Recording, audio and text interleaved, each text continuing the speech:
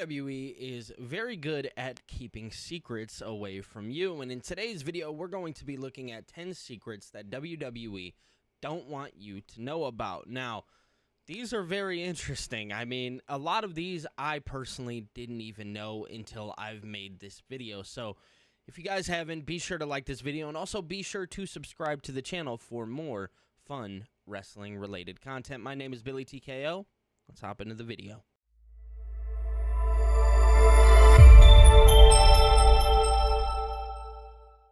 Coming in at number 10, we have the infamous X signal. Now, the reason why the X is infamous is because the X actually takes place if a wrestler is seriously injured. So, if you're watching TV and you see the referee throw up this signal, that often means that the wrestler is seriously injured. We have to get somebody, we need to get medical personnel to the side of the ring because this person needs to be taken care of by a doctor. Right now, it is 100% serious. Now, this oftentimes is utilized in matches, and you'll see wrestlers step off to the side. Recently, we actually seen it with Seth Rollins and LA Knight at Saturday Night's Main Event, where the ref actually threw up the X signal, indicating that Seth Rollins was indeed injured. They stopped the match. LA Knight won the way that he did, and Seth Rollins finished the match like the true participant that he is. But at the end of the day, that's what the X signal means. And this is a secret WWE doesn't often want you to know about, but it's one that they can't hide forever. This one is actually kind of funny, but Kane's pyro. Yes, so oftentimes, especially a couple of years ago, you could tell when the big red monster was going to be losing a match, and the reason you could tell is because if he came out during his entrance, his pyro normally only has like one big pyro in it, so he would do it, and then if it happened in the beginning of the match, that often meant he was going to lose because they wouldn't do it at the end of the match.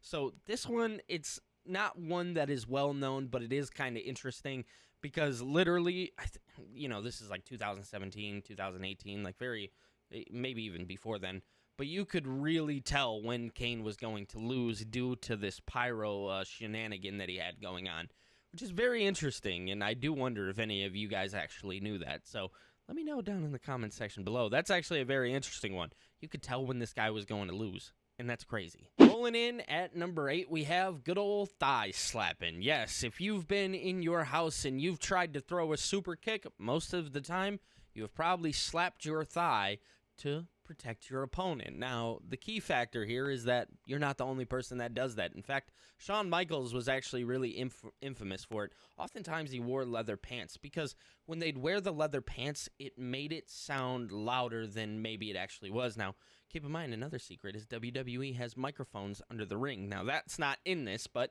I'm going to point that out for you guys. So when they slapped their thighs, it would often ring across the arena, and it would ring louder than actually given off. And that's due to the fact that he would be wearing leather pants. Another person, for example, who often did this is Dolph Ziggler. Dolph Ziggler was very famous for the super kick. Jimmy and Jey Uso are two other individuals that were often doing the super kick. So that's just a fun little fact for you guys. If you guys did not know, thigh slapping was a real thing, and it's something that you've done in your house, and you weren't sure if pro wrestlers did it. Well, there's your answer.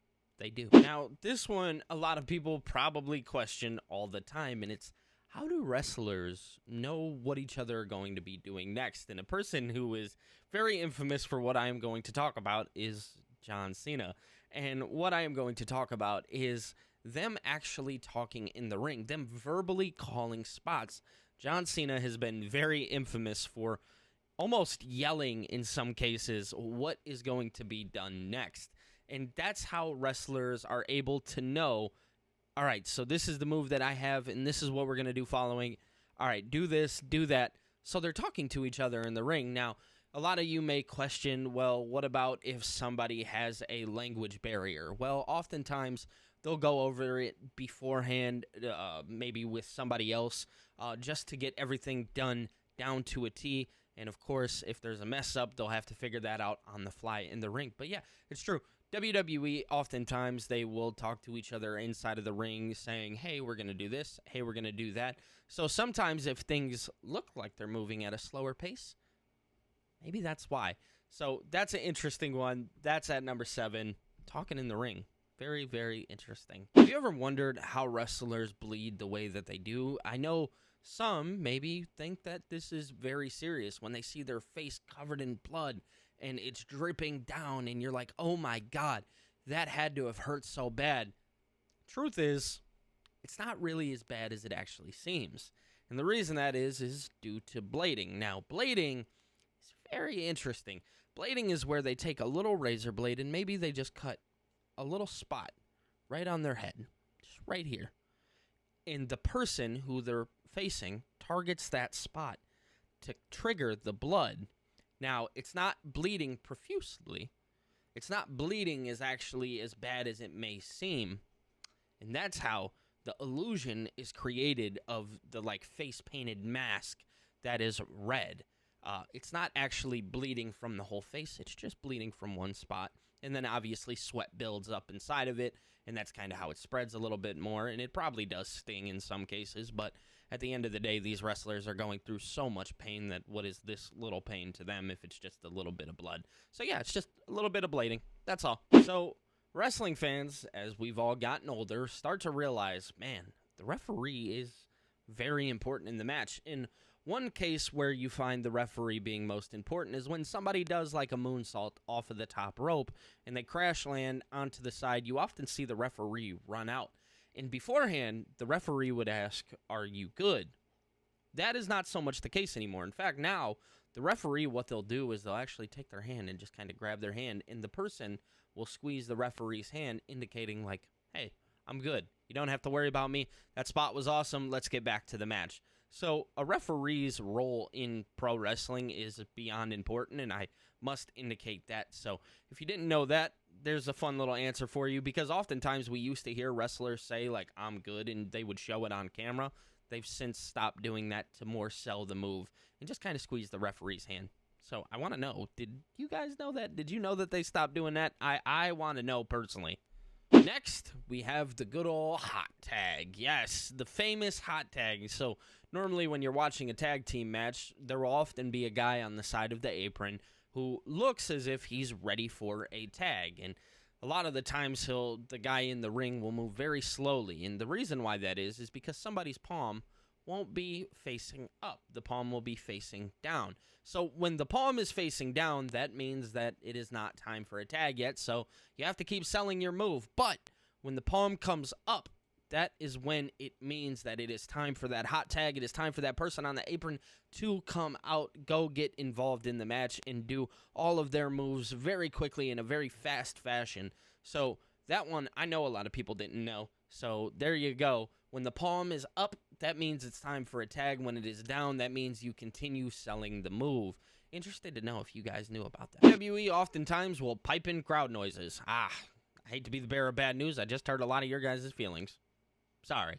So WWE, especially during like the 2018, 2019 times, WWE was very candid for piping in crowd noises. And the reason why that was is because the fans weren't as interactive as they are today.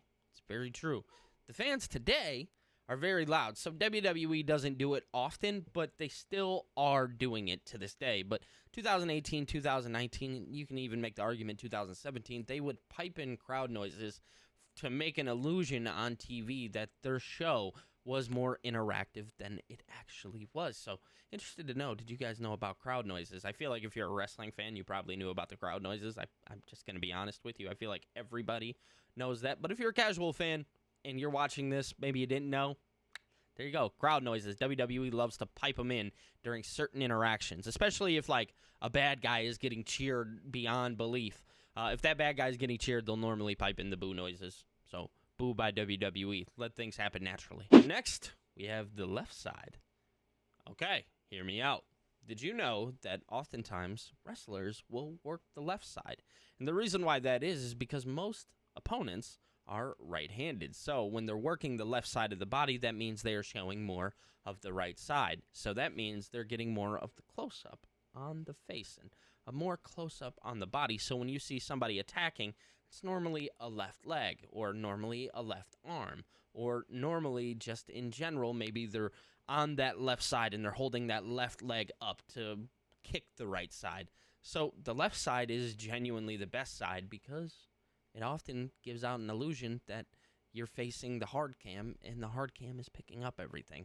So that's one I know a lot of people didn't know, and it's actually one that I didn't know until making this video that I've never actually realized until I put 2 and 2 together and I went back and watched some clips myself. So I'm interested to know if you guys knew any of these. It's very interesting, and I want to know down in the comments section below. But yeah, that's it for today's video, and those are some very interesting secrets that WWE did not want you to know about, and I probably missed a lot of them. So if you have your own secrets that maybe you knew that I didn't, let me know down in the comments section below. But if you guys are new here, I ask that you guys like this video and subscribe to the channel for more fun wrestling-related content every single day. Besides Sundays, we take Sundays off. My name is Billy TKO. I will be talking to you guys in the next one. Peace.